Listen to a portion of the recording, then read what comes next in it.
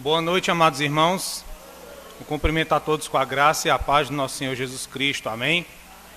Mais uma vez reunidos para estarmos adorando a Deus, meditando em sua Sagrada Escritura. É uma rica oportunidade que nós temos aqui.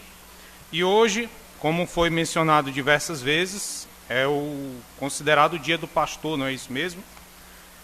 Quero sempre fazer menção aos irmãos que o centro da nossa adoração é Deus, certo? Nós estamos aqui para exaltar e adorar a Deus, mas isso não significa que nós não iremos agradecê-lo e engrandecê-lo pelo fato de Ele nos abençoar com homens de Deus que se dispõem a servir o rebanho e a Ele mesmo. Homens de Deus que abnegam diversas vezes a sua própria vontade em detrimento da obra santa, em detrimento de atender, às vezes, as necessidades das ovelhas, em olhar para as questões pessoais e particulares, e deixando as suas necessidades, algumas vezes até de lado, olha para aquilo que a ovelha necessita, para aquilo que a ovelha precisa, e se empenha no árduo e difícil trabalho de servir uns aos outros, ok? Esse trabalho não é um trabalho fácil, é um trabalho árduo, que exige esmero e dedicação. E eu quero meditar hoje com os irmãos com o seguinte objetivo: de buscar entender quais são os desafios pastorais que esses homens de Deus enfrentam, certo?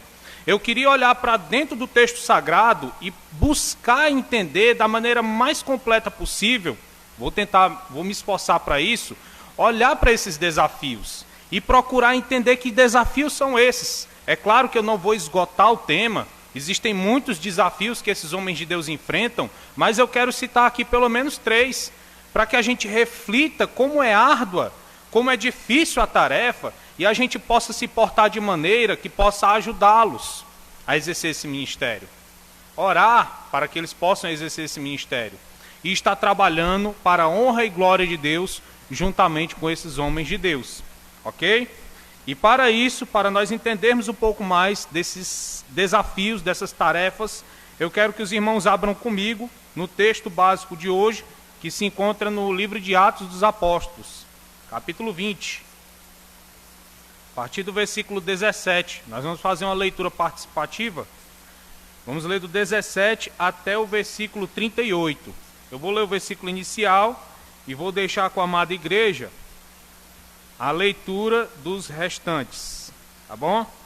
17 do capítulo 20, Atos, capítulo 20, do 17 ao 38. Pai Santo, Deus querido e amado, eu te peço em nome de Jesus que tu possas falar conosco através da tua palavra. Nós te rogamos que tu nos edifique, nos faça enxergar os desafios e nos faça vencer através do precioso sangue de Jesus, essas barreiras que se interpõem entre nós. Que o teu nome seja glorificado, em nome de Jesus. Amém. Olhando para o texto, irmãos, primeiro eu quero contextualizar a amada igreja acerca do que estava acontecendo, certo? Como eu falei para os irmãos em outras ocasiões, o apóstolo Paulo, ele fez algo marcante na igreja, algo que é de certa forma até famoso, que foram as viagens missionárias. Eu lembro também de ter mencionado para os irmãos que se você possuir uma Bíblia de estudo, por vezes, lá no fim, você encontra mapas, e alguns desses mapas traçam o itinerário do apóstolo durante essas viagens, onde ele saía desbravando de cidade em cidade, pregando o evangelho, fundando igreja e admoestando os irmãos, dando orientações para que aquelas igrejas fossem estabelecidas, crescessem e se fortificassem. Essas viagens missionárias, elas se sucederam algumas vezes, 3 no total.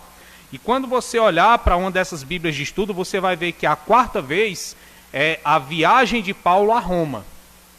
E no contexto aqui que nós lemos, Paulo estava no fim da 3ª viagem missionária. Ele já estava se encaminhando para essa então conhecida viagem de Paulo a Roma.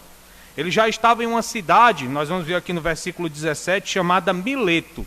Quando eu olho o nome dessa cidade, eu só me lembro das aulas de matemática, onde a gente ouvia falar de um cara chamado Tales de Mileto. E Paulo estava nessa cidade. do Teorema de Tales também, né, da matemática. E aí Paulo ele estava nessa cidade. E ele pega e envia alguns mensageiros para uma cidade que ficava um pouco ao norte, chamada Éfeso, cerca de 48 quilômetros. E ele manda esses mensageiros que chamem a liderança da cidade, onde havia sido estabelecida uma igreja. Ele chama essa liderança para ir ter com ele, para ele dar algumas orientações àquela liderança. E é isso que acontece, é isso que nós estamos vendo aqui. Aquela cidade de Éfeso, onde Paulo ele manda chamar aquela liderança, não era uma cidade sem destaque algum. Pelo contrário, no meio do famoso e conhecido Império Romano, essa era uma das 4 cidades de destaque daquele tempo, juntamente com a própria capital, Roma, também com Alexandria e também com Antioquia, da Síria. Eram cidades de destaque e a cidade de Éfeso estava no meio dela. Se destacava em áreas como a política, como o comércio e também a religião. Uma religião idólatra, onde tinha o conhecido templo de Artemision, né? Artemision, se não me falha a memória, o nome do templo, que era uma das 7 maravilhas do mundo antigo. Lá se destacava também por isso. E naquele lugar havia uma igreja importantíssima, que um comentarista, que eu sei que os irmãos vão lembrar desse nome, Hernandes Dias Lopes, ele comenta que ali passou a ser a igreja mais importante do Novo Testamento, se destacando até mais do que a igreja de Jerusalém. E é dessa igreja que o apóstolo Paulo, lá na cidade de Mileto, manda chamar a liderança para ter uma conversa com eles. E essa conversa, os irmãos observaram pela leitura do texto, não é uma conversa onde as pessoas dão pulos de alegria, onde as pessoas soltam fogos para o apóstolo Paulo, não. Nós observamos que o que se tem ocasião naquela situação é um tom de despedida. Então você pode imaginar choros, lágrimas, orações, despedidas, tristeza. Porque no fim do texto o apóstolo Paulo, ele vai falar para aqueles irmãos, e os irmãos vão se entristecer por causa disso, que eles não veriam mais o rosto do apóstolo. O apóstolo sabia, por revelação divina, que o que aguardava ele não era tranquilidade. Vamos voltar aí no texto para ver o que aguardava Paulo. Olha aí no capítulo 20, versículo 23. Senão que o Espírito... 22, vamos ler, ó. E agora constrangido em meu espírito vou para Jerusalém, não sabendo o que ali me acontecerá, senão o que o Espírito Santo, de cidade em cidade, me assegura que me esperam cadeias e tribulações. Ou seja, o apóstolo Paulo ele estava em tom de despedida com aqueles irmãos, sabendo que o que o aguardava não era moleza. Eram dificuldades, eram situações adversas. E por isso ele se despede e dá orientações àqueles irmãos que compunham a liderança da cidade de Éfeso. Exortações essas que nós lemos no texto. E é dessas exortações, orientações, avisos, advertências que eu quero extrair as nossas lições que nós nos propusemos hoje. E que lições foram essas, irmão Sidney? Eu recordo você, irmão. Eu quero meditar com você nos desafios pastorais que esses homens de Deus enfrentam. Analisar alguns. E aqui, nesse contexto em que Paulo teve a conversa com aquela liderança, nós vamos extrair alguns. E o primeiro que eu quero ver com você está no versículo 18, nós vamos reler esses versículos, do 18 ao 21. E qual é o perigo, irmão Sidney, contido aí? O primeiro perigo que eu quero, o desafio, melhor dizendo, que eu quero meditar com você, é o perigo de não atender o chamado ou de protelado, o chamado pastoral. O que nós vemos aí? Quando aquela comitiva da liderança da igreja chega e vai ter com o apóstolo começa a estabelecer uma conversa com eles e vai falar acerca do testemunho da conduta dele mesmo. Eu não quero que você tenha em mente aqui alguém falando com altivez e soberba. Olha, eu fiz. Não. O tom que o apóstolo Paulo usa é um tom de humildade e de sinceridade. De alguém que cumpriu com fidelidade a carreira que lhe estava proposta. O desafio foi colocado para ele, a situação, o trabalho foi colocado para ele e ele cabalmente cumpre esse trabalho. Nós podemos ver por outros versículos, outros textos da Escritura Sagrada, que a característica do zelo era algo presente na conduta do apóstolo Paulo. Observem que na sua vida anterior, lá no judaísmo, quando ele perseguia a igreja de Deus, ele tinha em mente que estava sendo zeloso pela religião. E esse zelo que ele mantinha outrora, lá no judaísmo, ele passa agora a exercer com todo fervor na obra de Deus. E ele aqui está falando para a liderança: eu exerci essa obra de Deus com fidelidade e com zelo no meio de vocês. Ele vai falar isso não só para a igreja de Éfeso, irmãos. Ele vai falar isso já no fim da vida dele, na segunda carta que ele envia a Timóteo, que também lidou com a igreja de Éfeso. Quantos de nós podem dizer isso, né, irmão? Combati o bom combate, completei a carreira, guardei a fé. Paulo ele estava dizendo, nessa ocasião aqui para Timóteo, que ele tinha cumprido cabalmente o seu ofício. Ele tinha trabalhado para a honra e glória do Senhor. E os irmãos não tenham em mente que foi algo simples, que foi ali mamão com açúcar realizar essa obra. Foi algo difícil, árduo, penoso. O trabalho que esse homem de Deus exerceu fez com que ele derramasse até sangue, literalmente. Pois nós vamos ver em diversas passagens o sofrimento que o apóstolo Paulo empregou na execução da obra de Deus. Ele vai falar com até riqueza de detalhes alguns desses sofrimentos que ele passou.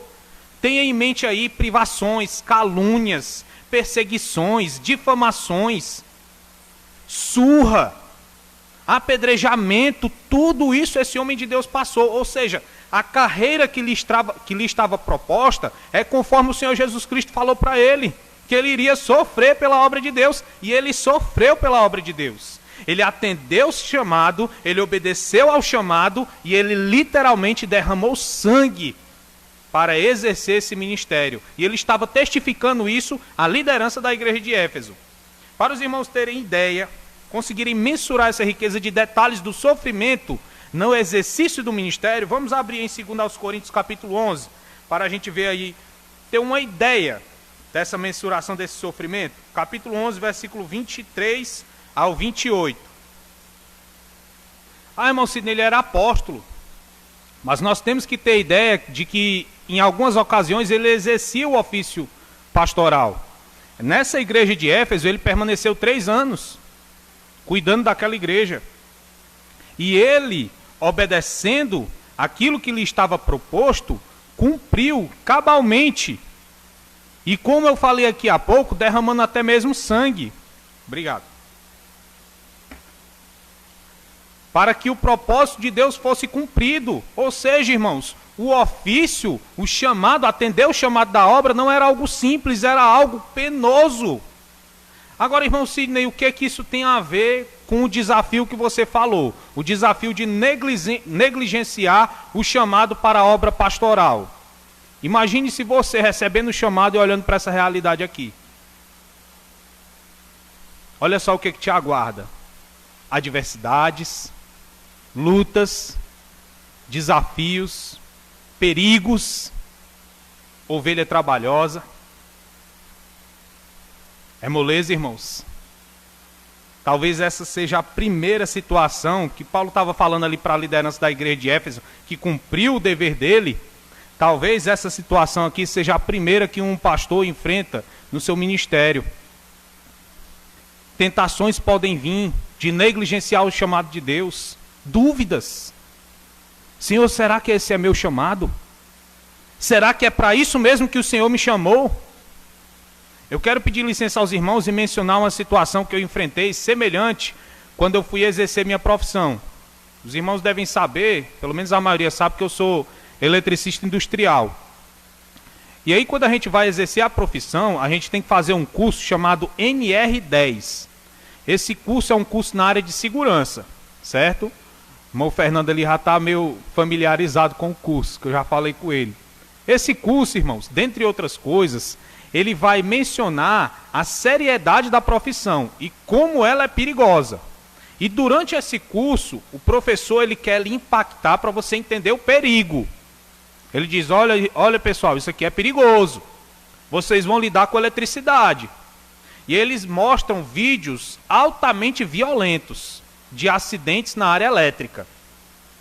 Sabe, coisa assim de 40 minutos passando acidentes seríssimos. Em situações que a gente chama de subestação. Não sei se os irmãos já ouviram falar. Subestação, vem a energia altíssima, 13.800 volts, e ela é reduzida para essa energia que a gente consome aqui, ó. Então, 13.800 volts, pense aí num acidente, é feio. E lá na empresa instalaram uma subestação só de 69 mil. Então a situação é crítica. E quando eu vi aqueles vídeos, eu fiquei tão impactado que eu perguntei, Senhor, será que é por aqui mesmo? O negócio é meio cruel. Eu titubeei, irmãos. Eu pensei, será que essa é a minha profissão? O negócio é estreito. Agora você imagina um servo de Deus encarando aqui esses textos no princípio do ministério e pensando se realmente é por aqui, se realmente o Senhor me comissionou para isso. É um desafio que esses homens de Deus enfrentam. A estrada, ela é a estrada certa, mas não é um caminho fácil. Você vai lidar com coisas semelhantes a essa que o apóstolo enfrentou durante o seu ministério. E até mesmo outras coisas que ele nem sonhava que iriam acontecer. Hoje em dia nós temos uma facilidade de comunicação imensa. Você manda uma mensagem com o celular, a pessoa lá do outro lado do mundo recebe. Paulo não teve que lidar com esse tipo de tecnologia. Mas os pastores de hoje têm. E essa é, sem a menor sombra de dúvida, um dos desafios que esses homens de Deus enfrentam. Olham para as dificuldades, olham para as adversidades que lhes está proposta e têm que encarar essa realidade, colocar o pé na estrada, colocar a mão no arado e com convicção trabalhar, decidir trabalhar para a honra e glória de Deus. Cuidando de ovelhas, que muitas vezes estão passando por aflições, situações difíceis, e ele vai colocar essas ovelhas muitas vezes no ombro e ajudar elas na caminhada. Então talvez ali no princípio do ministério, eles se sintam balançados diante do desafio imenso que lhes está proposto. E nós devemos nos compadecer e entender que esses homens de Deus são carne que nem nós. E eles enfrentam essas situações adversas, esses desafios. Amém? Agora eu quero passar para o próximo desafio que esses homens de Deus enfrentam. No versículo 28 ao versículo 31. Então nós olhamos para os versículos iniciais e observamos o desafio de negligenciar o chamado pastoral. E agora eu quero olhar para outro desafio que um pastor certamente enfrenta durante o exercício do seu ministério, que são os lobos vorazes. Eita, irmão Cid, lobos vorazes, sim. Você observa que o apóstolo Paulo, ele falando aquela liderança, ele testifica que exerceu e cumpriu o seu ministério, e ele também vai falar para aquela liderança, adverti-los mais uma vez, de que surgirão lobos vorazes querendo arrebatar o rebanho, querendo prejudicar o rebanho, irmãos. O apóstolo Paulo fala isso aqui para a igreja de Éfeso, e nós sabemos, se passarmos os nossos olhos por outras partes do texto sagrado, que isso se cumpriu. Você vai olhar para a carta enviada às igrejas da Galácia, e você vai ver a trabalheira que o apóstolo Paulo estava tendo. Aquelas pessoas se introduziram no meio delas, falsos servos de Deus, atacando a autoridade apostólica de Paulo, dizendo que ele não era nada, difamando o servo de Deus, e pregando heresias para aqueles irmãos, ao ponto de quase destruir a fé deles. E o apóstolo Paulo tem essa dor de cabeça com aquelas igrejas, e envia essa carta. Você vai olhar no texto, que até o irmão leu, na segunda carta de Paulo à igreja de Corinto, no capítulo 11, ele fazendo um combate com outros falsos apóstolos, dessa vez na igreja de Corinto. Esses caras, eles chegaram ao ponto de dizer o seguinte: olha, esse Paulo aí, ele é duro através de cartas, mas pessoalmente ele é um frouxo. Então Paulo, ele teve que lidar com esses desafios. Pessoas que estavam enveredando, entrando no meio do aprisco do Senhor e prejudicando as ovelhas de Deus. Isso é algo que aconteceu não só nessas igrejas que eu citei. Na própria igreja de Éfeso isso aconteceu. Na própria igreja de Éfeso. Aquilo que Paulo advertiu os amados irmãos daquela igreja aconteceu lá na frente. E o Senhor Jesus Cristo vai mencionar isso através de outro servo, o apóstolo João. Vamos abrir lá em Apocalipse capítulo 2. Ver o Senhor Jesus Cristo falando ali com aquela igreja. Apocalipse 2, versículo 2 e versículo 6. Olha só como essa realidade, ela ocorreu de fato. Apocalipse capítulo 2. Amém? A epígrafe do texto diz o que aí? Carta à igreja de Éfeso. Olha só a quem era endereçada a carta. E aí o texto começa: ao anjo da igreja de Éfeso, escreve. Aí pula para o versículo 2. Conheço as tuas obras, tanto o teu labor como a tua perseverança, e que não pode suportar homens maus, e que puseste à prova os que a si mesmos se declaram apóstolos, e não o são, e os achastes mentirosos. Olha aí, os lobos apareceram no meio da igreja de Éfeso. E ele continua, versículo 6. Tens contudo a teu favor que odeias as obras dos nicolaítas, as quais eu também odeio. Assim como Paulo advertiu aquela liderança, aconteceu. Pessoas cheias de malícia se introduziram no meio do rebanho do Senhor, especificamente aqui na igreja de Éfeso, e estavam tentando a todo custo prejudicar a igreja. Russell Shedd vai nos dizer que esses nicolaítas, eles ensinavam os irmãos a participar de cultos idólatras e também a perversão sexual. Olha só o que é que estava se instalando no meio da igreja de Deus. E esse, irmãos, é um desafio que o pastor enfrenta no seu ministério. Não se engane. Isso não está lá distante, no passado, não. Isso acontece hoje em dia. Eu vi isso, irmão, já tem alguns anos na caminhada cristã. Eu vi isso no princípio da minha fé. Lá no Montésio, uma igrejinha que eu me congregava lá, onde eu conheci a minha esposa. Lá, no meio dos jovens, se introduziu um rapaz, muito galanteador, e ele se namorou com uma moça lá. O então pastor da época se aproximou, querendo saber referências, e ele ficava postergando, mudando de assunto, até que ele foi confrontado e então ele apresentou uma carta. E o pastor da época tentou investigar essa carta, não conseguiu obter respostas num primeiro momento, mas estava confiando que a carta de fato era algo genuíno. Mas o que esse cara fez? Ele se namorou com uma jovem, afastou ela da igreja e ela saiu grávida. Depois esse pastor, ele conseguiu entrar em contato com o pastor da igreja anterior, que esse camarada era, e ele disse: tenha cuidado com esse cara. Esse cara não é crente coisa nenhuma. Mas o estrago já estava feito. Lobos, vestido em pele de cordeiro, se introduzem no meio da igreja. E quem você imagina, uma das pessoas que você imagina que tem que ir lá confrontar, exortar, é o pastor. Que está ali olhando se aquela conversão é genuína, observando, exortando, orientando, se possível até afugentando esses lobos do meio do aprisco, se necessário. É outro desafio que esses homens de Deus enfrentam, irmãos. Então eu quero que você entenda que a tarefa, ela tem as suas dificuldades, ela tem os desafios. E eu quero, juntamente com os irmãos, me encaminhar para o último que eu separei hoje. Agora no versículo 33, do mesmo capítulo, ao versículo 35. Agora eu quero passar aqui para o terceiro e último desafio que eu separei para nós refletirmos hoje, que é o desafio do sustento pessoal.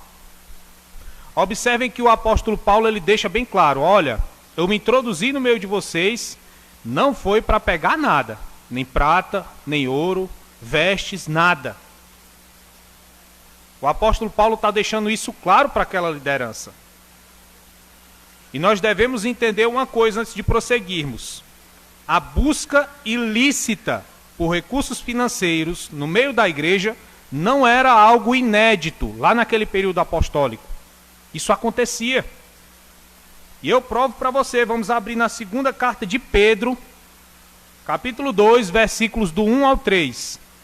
Então isso que eu acabei de mencionar, essa prática de busca por recursos financeiros de maneira ilícita, não era algo desconhecido da igreja. Isso infelizmente acontecia.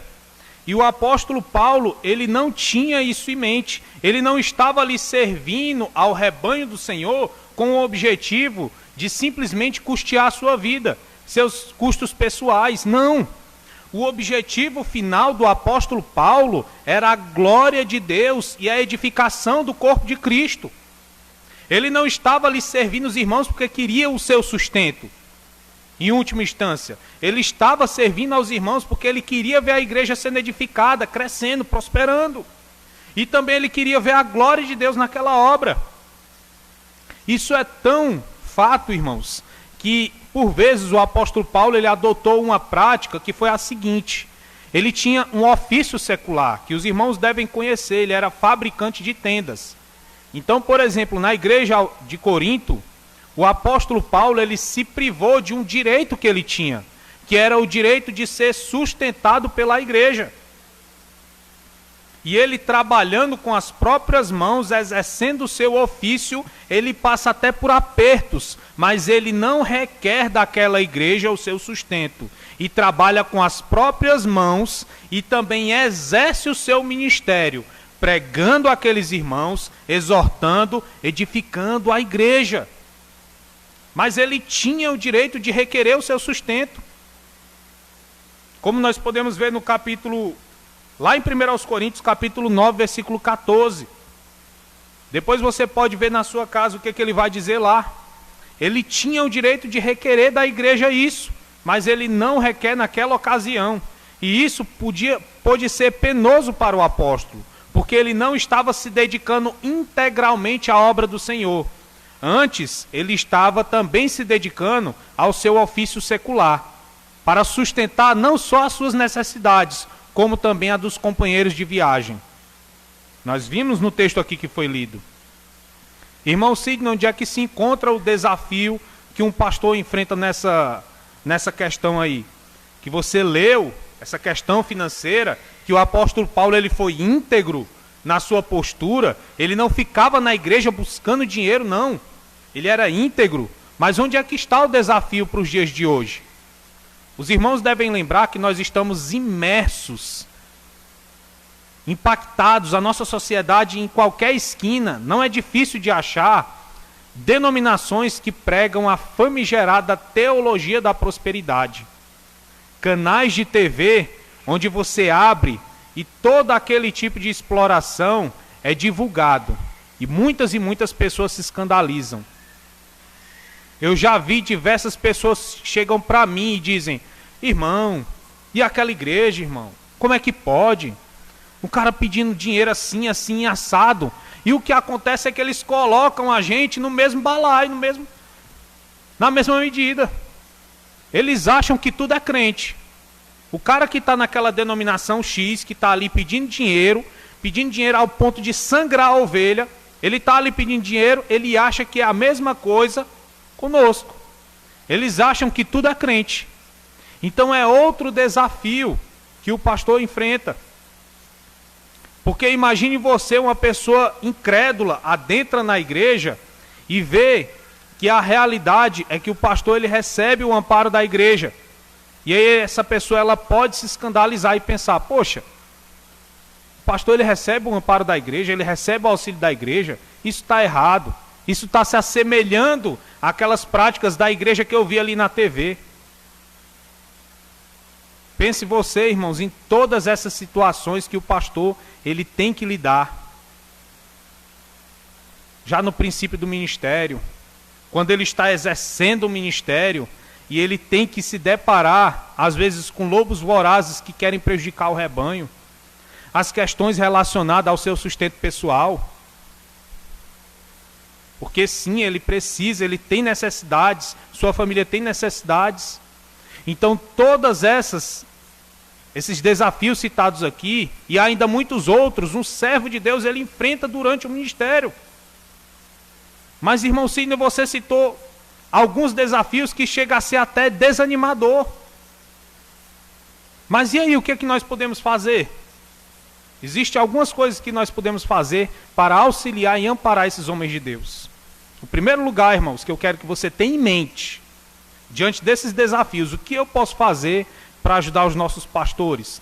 Não só o pastor Wallace, que está aqui conosco, mas também pastores de outras igrejas do nosso movimento. O que eu posso fazer?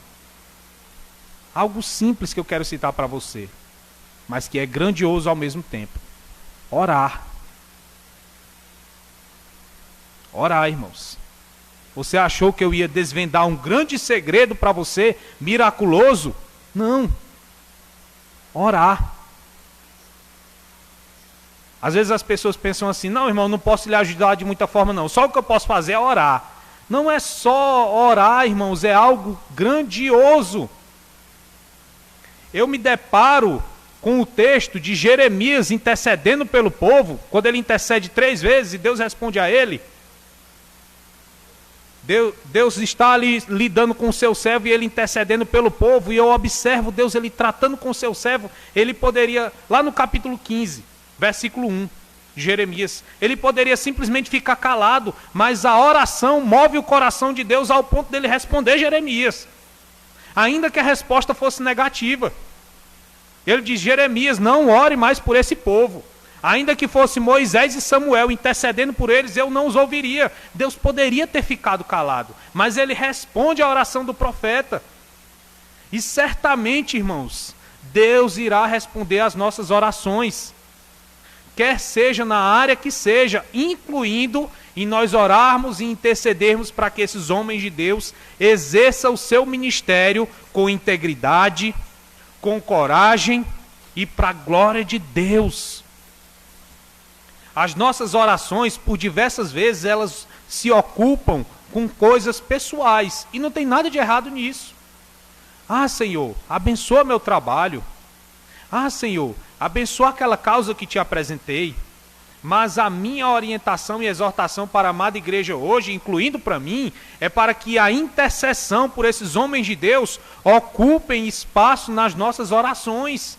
Pois como foi mostrado aqui de maneira breve, esses homens de Deus enfrentam grandes desafios no ministério, irmãos. Desafios que custam, penosos. E a oração que nós venhamos a direcionar o nosso Deus, certamente vai fazer com que o favor divino recaia sobre a vida deles.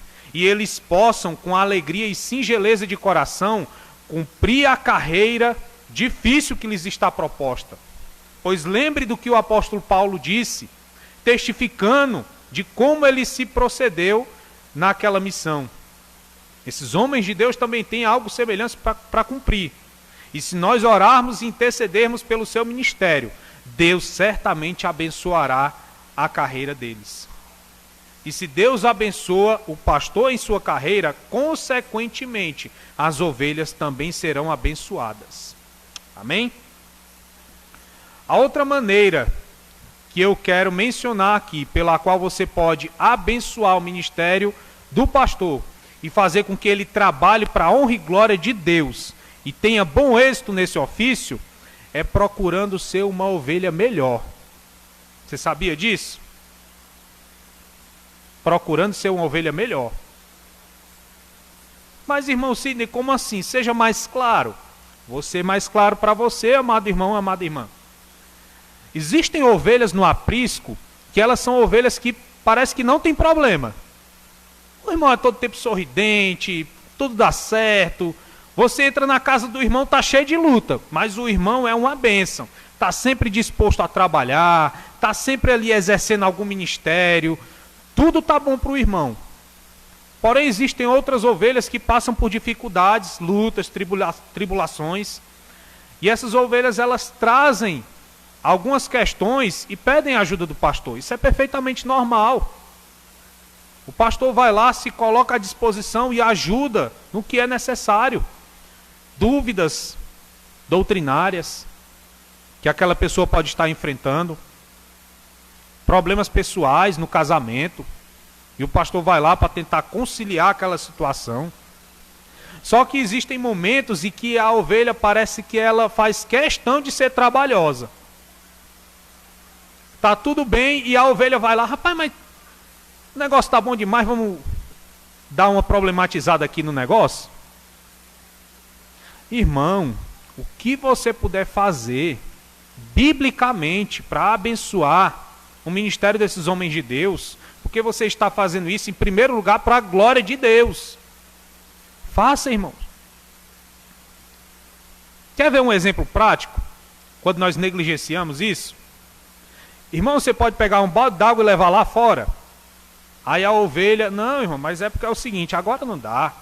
Esse balde d'água ele está muito cheio, não dá, e inventa 1001 desculpas, e aí o pastor tem que procurar outra pessoa para exercer aquela função, fazer aquela atividade. Às vezes uma atividade simples. E a gente inventa 1001 desculpas para não fazer. Como seria melhor se ele pudesse contar com a sua ajuda? Não é verdade? Não é tão bom quando alguém ajuda a gente? Mas, irmão, é porque você não entende a minha condição. Irmão, eu entendo. Sabe por quê? Porque todos nós, se eu pedir, preste atenção, se eu disser assim, quem tem problema para resolver, todos vão levantar a mão. Talvez não o Zenas. Talvez não a Lívia. Mas todos aqui vão levantar a mão. Porque todos têm problema para resolver. É uma conta para pagar, um boleto que vai vencer, é uma doença que você está tratando e tem que comprar remédio e você já está liso.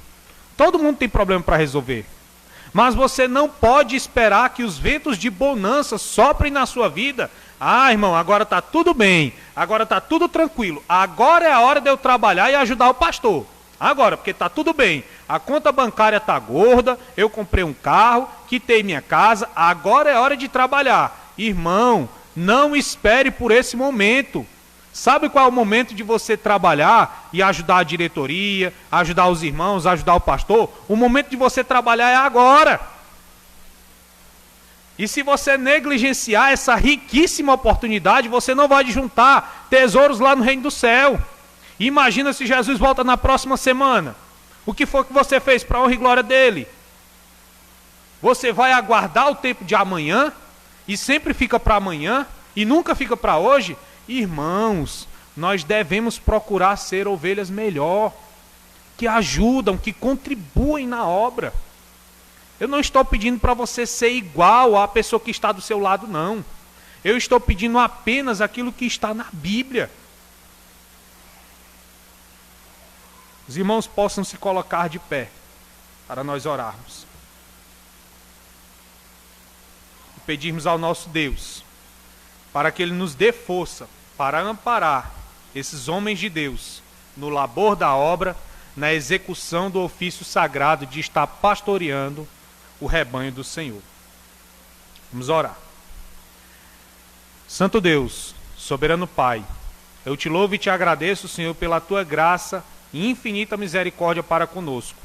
Te pedimos perdão, ó Pai, pelos nossos pecados e queremos aqui, ó Pai, nesta ocasião, estar intercedendo, ó Deus, pelo teu servo, pastor Wallace, e também por todos os pastores, pelo mundo afora, homens de Deus que se afadigam na obra, que se dedicam, que se empenham em trabalhar para o louvor da tua glória, que se empenham em trabalhar para o rebanho do Senhor.